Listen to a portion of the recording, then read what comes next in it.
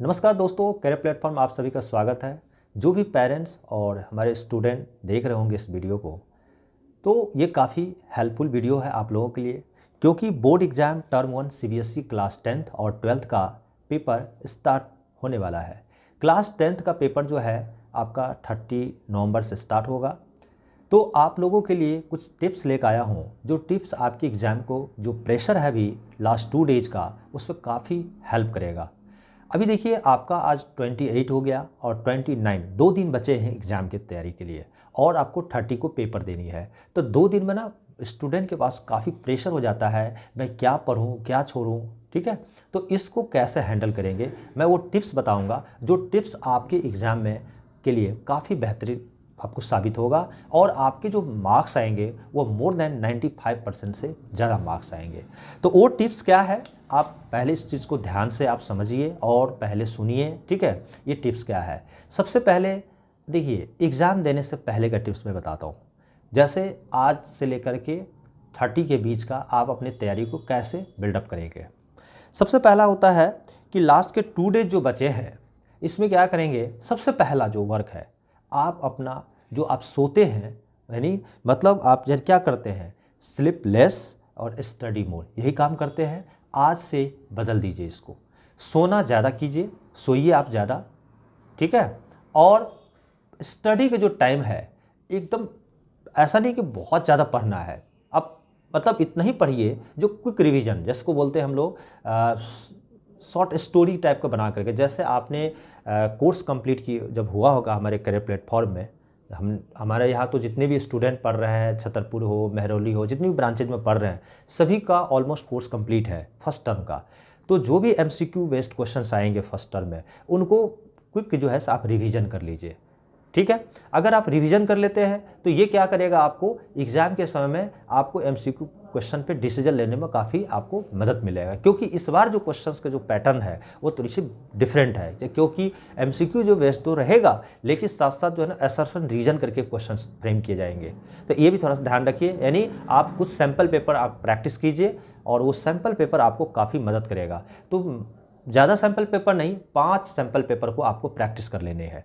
5 अगर आप sample paper practice कर लीजिए, आज 2 कर लीजिए, कल आप 3 कर लेंगे, 5 सैम्पल पेपर बना लीजिए। और जो भी नोट्स आपने बनाया, उस सारी नोट्स को एक बार रिवीजन कर लेना है। जो कीवर्ड सब जितने भी पॉइंट्स हमने लिखवाया था या हमारे टीचर के द्वारा जो लिखवाए गए, उस सारे कीवर्ड को आपको ध्यान से पढ़ना है।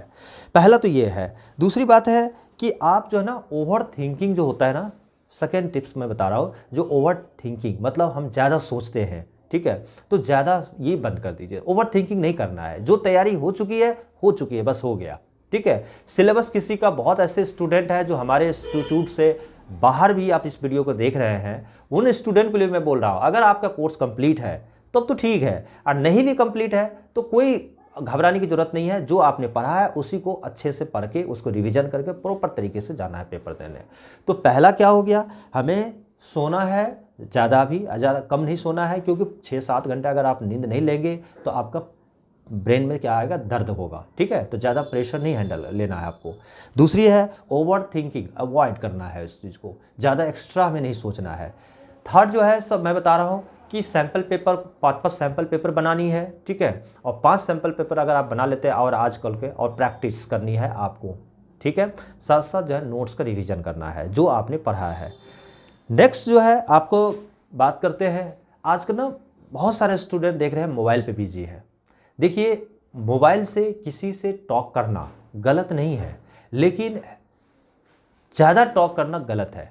अगर आज सपोज कीजिए कि आप अपने घर खुद बैठ करके अपना स्टडी करें, अचानक आपने किसी को फ़ोन लगा दिया, कि दोस्त को या फ्रेंड सर्कल में किसी को भी फ़ोन लगाया, उसने बता दिया कि मैं तो 5-6 चैप्टर तैयार कर लिया, और आप उस समय 2 ही टॉपिक पढ़े हैं, 2 ही चैप्टर पढ़े हैं, या 2 एक्सरसाइज बनाया आपने, तो आपको उस समय क्या होगा कि आपको ये लगेगा कि सामने वाला 5 पढ़ लिया, मैंने 2 ही पढ़ा।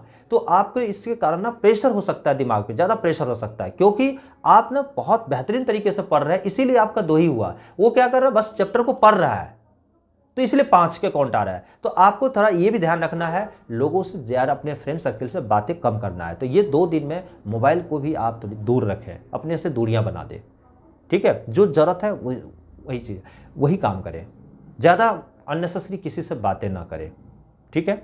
और एग्ज़ाम देने से पहले आपको केयरफुली हर चीज़ को कुल दिमाग से आपको जाना है और हर तरीके से एक बार प्रैक्टिस कर ले। जैसे प्रैक्टिस क्या कर सकते हैं, जैसे एक OMR शीट होता है, तो OMR शीट को प्रॉपर तरीके से फिल करना कैसे, ठीक है, वो सब थोड़ा ध्यान में रखने पड़ेंगे। जैसे हमें क्या क्या एडमिट कार्ड लेकर जाना ज़रूरी है, तो एडमिट कार्ड का एक कॉपी आप घर में रखें, इसलिए घर में रखना बहुत ज़रूरी है। कई बार क्या हो जाता है, रास्ते में एडमिट कार्ड खो गया, तो वो कॉपी रहेगा तो आपको काफ़ी हेल्प करेगा। तो एडमिट कार्ड को प्रॉपर तरीके से अपने फाइल में मेंटेन कर रखें। जहाँ पे जैसे मैथ्स का पेपर है तो ज्योमेट्री बॉक्स की ज़रूरत है तो ज्योमेट्री बॉक्स को रखें, ठीक है। उसके बाद जो है सो OMR शीट का एक बार प्रैक्टिस कर ले। बहुत सारा OMR शीट बाहर से मिलती है, तो उससे भी ला करके एक बार प्रैक्टिस कर लीजिए MCQ क्वेश्चन कैसे OMR शीट भरे जाते हैं। अगर आप गलतियां करते हैं तो आपके रिजल्ट को पेंडिंग में डाल दिया जाएगा। ये भी होता है, मैंने कई बार देखा गया है कि रिजल्ट पेंडिंग में आ जाते हैं।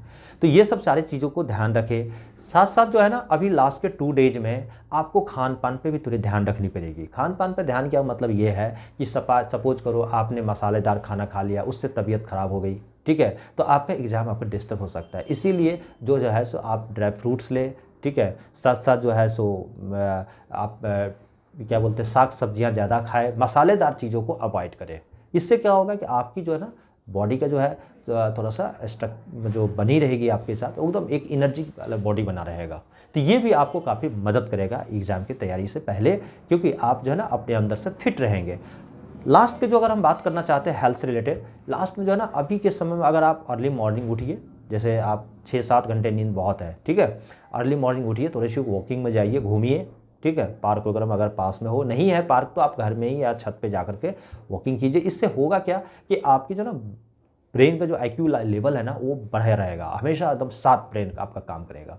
क्योंकि MCQ क्वेश्चंस में इस टाइप को देखा जा रहा है कि जब आप प्रेशर में रहेंगे तो आपके क्वेश्चन सारे गलत हो जाएंगे, जो भी आंसर करेंगे आप, ठीक है। तो थोड़े से हेल्दी बना कर रखना पड़ेगा आपको, ठीक है। और एक्सरसाइज तो बहुत ज़रूरी है, क्योंकि एक्सरसाइज करने से आपके बॉडी का स्ट्रक्चर बहुत अच्छी रहेगी, ठीक है।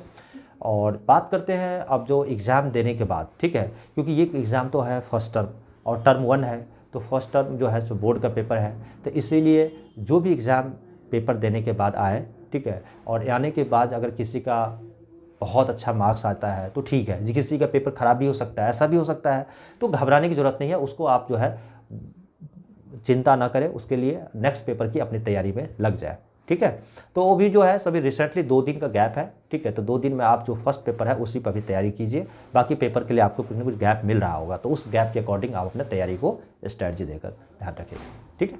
तो इस तरह से मैंने आपको CBSE बोर्ड के बारे में हमने बताया। 10th-12th के एग्ज़ाम्स के से पहले 2 दिन के बीच में आपने अपने आप को कैसे अपने आप को सही करना है, ये चीज़ें ध्यान रखना है, ठीक है। तो thank you, wish you all the best, career platform. नमस्कार।